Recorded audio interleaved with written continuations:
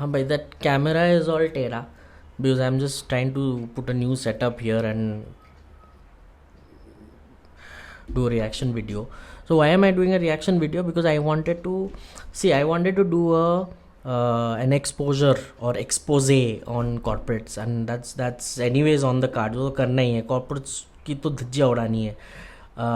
But I thought what better way to start with something which is common to what I do in terms of reactions and something in the lines of corporate bashing as well. तो ये reaction video है अपना. It's very interesting. He's a superb YouTuber, and I want to go ahead and give a reaction to this, and there's a lot that I have to talk about as well when I'm giving reaction to this. Start करते हैं, फिर as and when we carry on we'll talk, है ना? So let's get started. नमस्ते sharks, मेरा नाम आकाश बैनर्जी है. मेरी एक छोटी सी कंपनी है. हम देशभक्त नाम का एक socio political satire media platform चलाते हैं. YouTube, Twitter, Facebook, Instagram सब मिलाकर 5 मिलियन की हमारी देशभक्त फैमिली है. और मैं यहाँ फंडिंग के लिए नहीं आया हूँ, इसीलिए आपके सामने हाजिर नहीं हूँ. स्कूल के बच्चों की तरह मैं खड़ा नहीं हूँ आपके सामने हाथ पीछे कर दुहार लगा रहा हूँ. लेकिन आपसे बैठकर कुछ बातें करनी है. कूल. हमारे देश में काम करने वाले तो बहुत मिलेंगे, लेकिन अच्छे बिजनेसमैन बहुत कम. इस सिलसिले में शार्क टैंक एक बहुत अच्छा शो है. बिजनेस करना, रिस्क लेना, फंडिंग उठाना, ये शार्क टैंक जैसे शोज पॉपुलराइज करते हैं. हम जैसों को बढ़ावा मिलता है कि कर लो दुनिया अपनी मुट्ठी में. So full marks to Sony TV. लेकिन शार्क्स, आप ताली ना मत बजाओ क्योंकि आज आपकी बजने वाली है. Are you serious? Namita, I am dead serious. This is why I've chosen this video, because this guy, who's a really cool fellow, he's going to screw the Sharks. Now, I don't have anything against the Sharks. Honestly, I mean, we'll get to know why he's going to screw the Sharks, and maybe I will agree with some of the things that he says. But what I have a problem with are the Shark kind of people who are sitting in high positions in corporates. They treat people in the most shittiest way. So sharks are a good example of how badly they treat the entrepreneurs. Similarly, this is a very shitty way in which these people sitting high up, maybe CHROs or learning and development heads, the way they talk to people is appalling. We'll talk in more detail, but let's just start here. Let me see him roast these sharks, and I would love to roast every damn higher up in a corporate whenever I get an opportunity. But anyways, ये देखते हैं पहले, मजे तो लेते हैं. क्योंकि जिस डायरेक्शन में शार्क्स इस शो को ले जा रहे हैं वो ना ही हेल्दी है, ना ही प्रॉफिटेबल है, और ना ही शार्क्स में वो क्वालिटीज हैं या काबिलियत है जो लोगों का सच में भला कर पाए. Not funny Vinita, not funny. You know, that is exactly what I feel. Just the way that he's saying that these sharks have no qualities. In fact, he'll tell also. ये बताएगा why he feels that sharks have no quality. Similarly, I feel a lot of people sitting in higher up positions, VPs, SVPs, CHROs, learning and development heads, they also, you know, they have no skills, they have no values, they have no empathy, they have no leadership capabilities, they have nothing. They're just sitting there. How they have reached there is a $1 million question, but that's the fact. Let's see how these sharks have reached there. Complaints मेरे पास बहुत हैं, लोगों के बहुत हैं. थोड़ा notes ले लो, काम आएगा. देखो, मैं इस बारे में डिटेल में भी नहीं जा रहा हूं कि इंटरनेशनली अगर मैं शार्क्स की बात करूं तो वो ऐसे लोग होते हैं जिन्होंने धंधा करके रखा है, एक्चुअल में पैसा कमा के रखा है. मार्क क्यूबन ले लीजिए, लॉरी क्रीनर ले लीजिए, डेमन जॉन ले लीजिए, केविन ओरेली ले लीजिए. ये वीसीज के पैसे या पापा की परी बनकर खुदक नहीं रहे हैं. And that is exactly also the difference that I have seen. If you work in an MNC, you will see the people who are higher up in an MNC, they have grown through thick and thin. They understand what an employee goes through. And the way they treat their employees, there's a stark difference between those leaders of these MNCs and these so-called leaders of Indian organizations.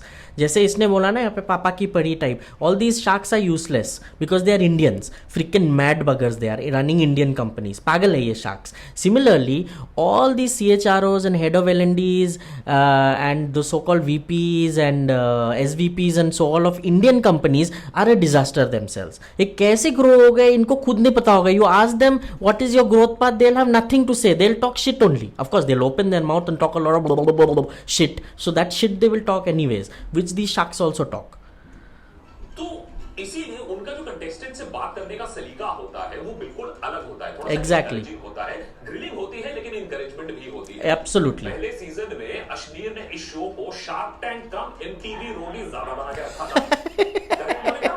And this is exactly what happens in an Indian fucking organization. Okay, the heads or the managers, the bosses treat their employees as if it is Raghu and Rajiv who are talking to MTV Roadies contestants. इतनी गंदी तरीके से बात करते हैं ना, आवाज तो मतलब they want to raise their voice for every damn thing. That is exactly what these sharks also do. They have to be Indians who have started Indian companies, and similarly the bosses of Indian companies. Same है, same. Kashmir थोड़ा सा तो sugar coated बोला करो। तेरे से ना हो पाएगा, बंद कर दो। ये सब दोगलापन है, मेरे को ना खून खोल रहा है। आप क्या बहुत ज्यादा पीते हो क्या? माँ बाप ने अभी तक कूटा नहीं। अश्नीर, अगर तेरे माँ बाप ने तुझे टाइम पर कूट दिया होता तो शायद आज भारत में से और शार्क टैंक से दोनों जगह से बाहर नहीं निकाल दिया होता तुझे। एंड दैट इज एग्जैक्टली मुझे बोलना है, अगर ये जितने इंडियन कंपनीज के बॉसेस हैं ना, इनके माँ बाप ने अगर इस सालों को कूटा होता ना टाइम पे, तो ये कुत्ते लोग आके इंडियन कंपनीज में बैठ के they wouldn't have treated people so badly. इनको कूटना चाहिए था, इनके माँ बाप साले बेकार है, कूटा नहीं इनको, हर को पकड़ कर कूटना चाहिए था। जैसे अश्नीर रोड को कूटना चाहिए था, वैसे इन लोगों को भी कूटना चाहिए, कोई तो आके कूटना चाहिए। वो कुटाई इनकी नहीं हुई थी ना उस वक्त, तो मैं आया हूँ अब इनकी कुटाई करने। हमेशा कुटाई ही करते रहूंगा। This is just the beginning. There is a saying, happy days begin this way. This is how it starts for you guys. तेरे काले करतूतों पर अभी आते हैं, लेकिन उससे पहले शार्क्स की दूसरी मेरे पास भी बहुत सारे काले करतूते हैं, ये बॉसेस की, इंडियन कंपनीज की बॉसेस की। एक एक करके पोल खोलूंगा सारे के सारे, ये वीडियो में नहीं, लेकिन चलना भी तो चाहिए ना। चैनल पे बताऊंगा मैं, धीरे धीरे सारे के सारे काले करतूत निकालूंगा मैं, कैसे ये लोग क्या करते हैं। से बड़ी गलती शायद शार्क शब्द को ही आपने लिटरली ले लिया है। तो लोगों को काटने, उनके बिजनेस को चबाने के लिए आप हमेशा तैयार रहते हो, और शो को तो आपने मच्छी बाजार बना के रख दिया है। बस एक ही एजेंडा है कि बिजनेस की वैल्यूएशन कैसे नीचे घटानी है। Correct. तो बेकार आइडिया चलेगा ही नहीं, और फिर सस्ते वैल्यूएशन पे भारी इक्विटी उठा लो। तो शार्क टैंक पे बिजनेस को बढ़ावा कम मिल रहा है, बिजनेस की नीलामी शायद ज्यादा हो रही है, ये बताना थोड़ा मुश्किल हो रहा है। शार्क टैंक पे चलो किसी का तो क्लियर फायदा हो रहा है। यहाँ तो आपने शार्क की क्लास ले ली है। अभी क्लास ही ली है, अभी हंसी आपकी लेनी बाकी है, क्योंकि आई विश एक दिन मैं ऐसे बोल सकूं कि इंडियन कंपनीज के बॉसेस, तुम्हारी क्लास तो मैंने ले ली, अब तुम्हारी हंसी लेनी बाकी है। सालो आओ उतरो मैदान में साले, ऐसे निकालूंगा हेकड़ी तुम लोगों की कि सारी निकल जाएगी। The best is yet to come. तीसरी सबसे बड़ी प्रॉब्लम आप लोगों की, कि जो प्रवचन यहाँ देते हो, जो बिजनेस की ऊंची ऊंची बातें करते हो, प्रॉफिटेबिलिटी की डींगे हाथते हो, आपकी असलियत बिल्कुल उल्टी है। हाँ। अश्नीर का दोगलापन प्रो मैक्स। ना मुंह मत छुपाओ, सच सुन लो। हर एपिसोड में सुनाते हो, इस एपिसोड में सुन लो, और हो सकता है कि इस एपिसोड के अंत तक सोनी टीवी देशभक्त की दो बातें भी मान ले, क्योंकि सास बहू सीरियल से आगे इंडिया को शोज की ऐसी दरकार जरूर है, लेकिन ऐसे दोगले शार्क्स के साथ नहीं। शार्क्स उन बिजनेसेस को प्रेफर करते हैं जिसमें बहुत ज्यादा पैसा नहीं लगता हो और प्रॉफिट की उम्मीद जल्दी हो। माने उन्हें cash flow right from the word go चाहिए। यही इंडियन कंपनीज के बॉसेस को यही चाहिए, someone who can come in and start from the word go. अबे मौका तो दे पहले समझने का कि तेरा बिजनेस क्या है, तेरी कंपनी क्या है, तेरा कल्चर क्या है, काम क्या है, कौन सी करनी चाहिए, किसको शॉर्ट टर्म करना चाहिए, किसको। अबे नहीं, इनको चाहिए आज तू ज्वाइन किया, कल से तू चालू कर अपना काम। अबे ऐसा नहीं होता है बे, तूने हायर किया है तो तू उसको टाइम तो दे। तू 6 महीने में कैसे डिसाइड कर रहा है बे कि उससे काम हुआ है कि नहीं हुआ है? अगर तू 6 महीने में डिसाइड कर रहा है कि उससे काम नहीं हो पा रहा है तो गधा तू है। तूने हायर कैसे कर लिया उसको? तू बड़ा गधा है, तेरे को हायरिंग तो आती नहीं है क्योंकि तेरे को काम तो आता नहीं है। तेरे को चाहिए कोई आके तेरा काम कर दे। वही है शार्क्स का भी फंडा, दैट कोई चलता हुआ बिजनेस पे हाथ डालो ताकि पैसा वापस आए। अबे गधो, शार्क्स की औलाद और ये इंडियन बॉसेस की घटिया दिमाग, तुमको मौका देना चाहिए ना पहले लोगों को बे, कि पहले 6-8 महीने साल भर में लेट देम प्रूव देमसेल्फ। तुमको चाहिए दूसरे दिन से काम चालू करो, ऐसा नहीं होता है रे। और ये जो मैंने देखा ना ज़्यादातर लड़कों के साथ होता है। कुछ ऐसे इंडियन बॉसेस है जिनको लड़कियों पे गुस्सा नहीं आता है, लड़कियों से बड़ा प्यार है। अरे मैं एग्जांपल्स दूंगा इन माय अपकमिंग वीडियोस में, नाम लेके एग्जांपल दूंगा ऐसे लोगों का जिनको लड़कियां बड़ी पसंद है यार। लड़कों से उनको बड़ा प्रॉब्लम है, लड़कियां बड़ी पसंद है। लड़कियों तितलियों को आसपास अपनी घुमाते रहेंगे बे गधो। लड़कियों को लेके घूमने के लिए आते हो बे? घर पे बीवी बैठी रहती है ऑफिस में, तुम लड़कियों को लेके घूमने के लिए आते हो कि काम करने के लिए आते हो? भग। लेकिन विनीता सिंह की शुगर कॉस्मेटिक्स ने FY 2022 में 75 करोड़ का लॉस किया है, मैंने उससे पहले के साल से 3 गुना ज्यादा लॉस। और ये जब एडवर्टाइजिंग और प्रमोशनल एक्सपेंसेस 3 गुना ज्यादा बढ़ चुकी थी।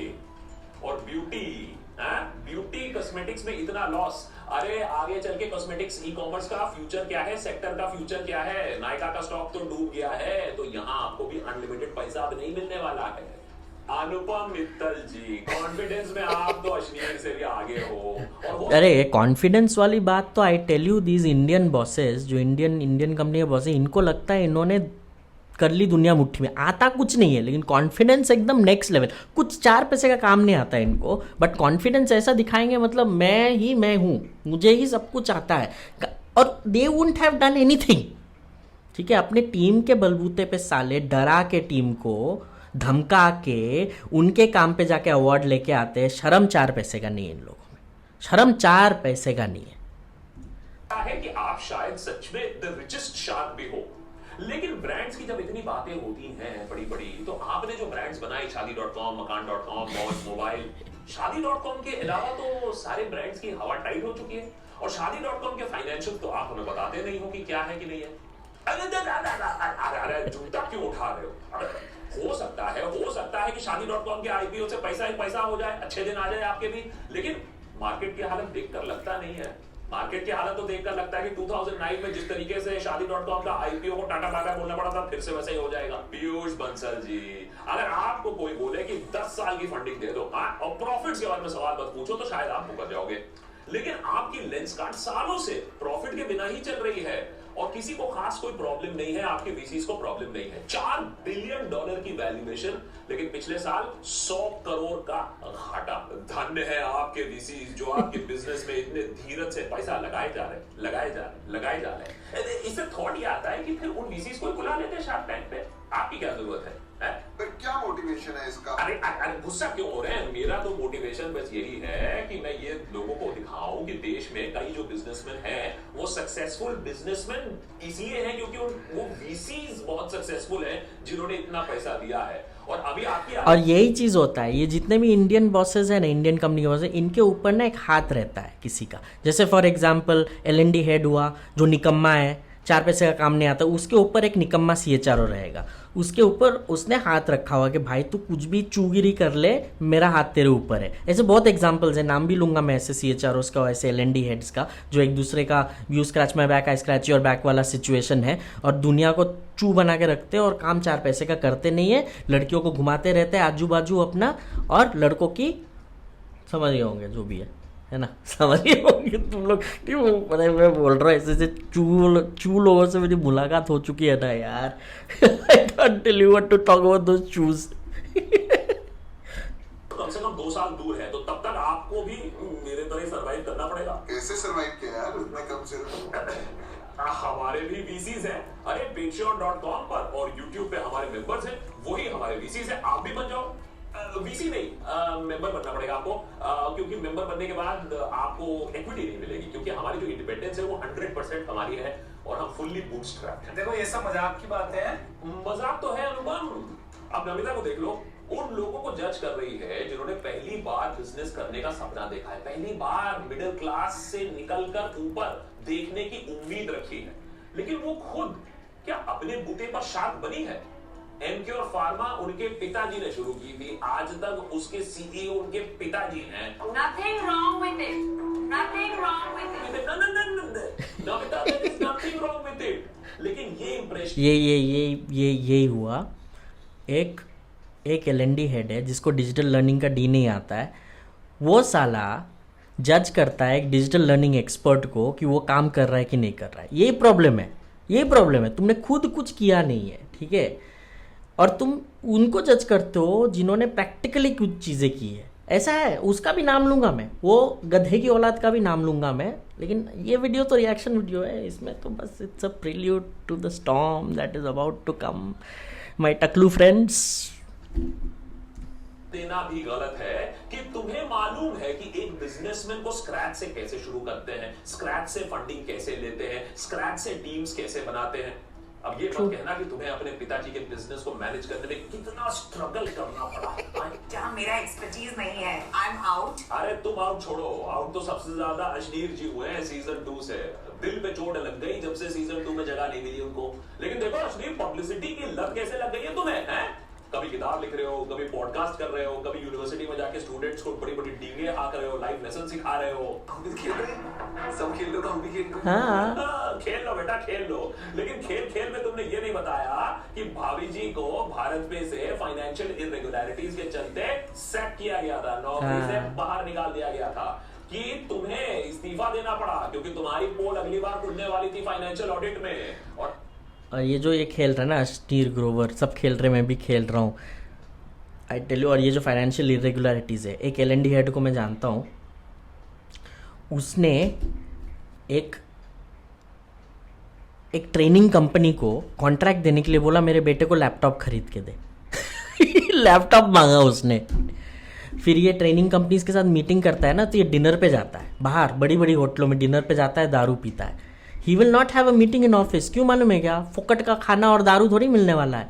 तो ऐसे ऐसे लोग बैठे हुए इंडियन कंपनीज के हाई लेवल पे है। This is a classic example, और ये ट्रू है। उसने बोला मेरे बेटे को लैपटॉप दे दे, उसने बोला मेरे को डिनर के लिए लेके चलो, दारू पीने का है। Only on that basis he is going to give them contract. और ये L&D हेड है। हाँ भाई, L&D हेड है, चू है लेकिन हेड है। जो तुम्हारे पास शेयर्स भी है भारत पे के, वो भी तुम्हारे हाथ से छीन सकते हैं। कोर्ट में केस चल रहा है। आप कर क्या रहे हो? अरे कुछ नहीं कर रहा हूँ अशनीर भाई, शार्क टैंक पे जो टॉक्सिक शार्क्स रह चुके हैं पास्ट एंड प्रेजेंट, उनकी पोल खोल रहा हूँ। और यही मुझे भी करना है। इंडियन कंपनीज में जो टॉक्सिक बॉसेस है, जो मेरे पास्ट है, अभी प्रेजेंट में तो कोई है नहीं, जो मेरे पास्ट में जितने टॉक्सिक बॉसेस आए हैं इंडियन कंपनीज में, जिनके साथ मैंने काम किया है, उस सालों का पोल तो मैं खोल के छोड़ूंगा भाई। तेरी पोल तो मैं खोलूंगा टकलू। तो तुम्हें नौकरी से निकालने से पहले भारत में 3000 करोड़ रुपए का लॉस में था और वैल्यूएशन देख रहा था $4 बिलियन की है। लेकिन अगर यही लॉजिक, वैल्यूएशन वाली लॉजिक कोई कंटेस्टेंट लगा तो तुम्हें एकदम हार्ट अटैक आ जाता है। आपने 50 लाख की सेल करी है, आपको 400 करोड़ की वैल्यूएशन चाहिए। और जब ऐसे एब्सर्ड वैल्यूएशन की बात हो रही है, तो गजल जी सीजन 1 में कुछ टाइम के लिए थी। आपकी मामा अर्थ का एग्जांपल ले लीजिए। फाइनेंशियल ईयर 2022 में 14 करोड़ का प्रॉफिट। वाह! क्यों? क्योंकि उससे पहले वाले साल में FY 2021 में 1300 और उसके साल FY 20 में 400 करोड़ का लॉस, मैंने 2000 करोड़ का 2 साल में लॉस करने के बाद 14 करोड़ का प्रॉफिट लाते हो।